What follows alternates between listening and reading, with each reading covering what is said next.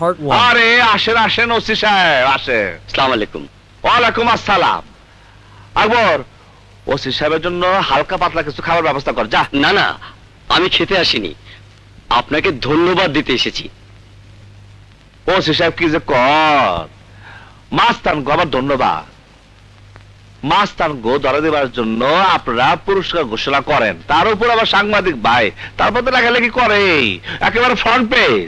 কি যে বলেন, আপনি এতগুলো অস্ত্র ধরিয়ে দিয়ে দেশের এত বড় একটা উপকার করলেন, কিন্তু আজ আমি আমার নিজের একটা উপকারের জন্য আপনার কাছে এসেছি। আপনি তাই নিল, আমি আপনার কি উপকার করব?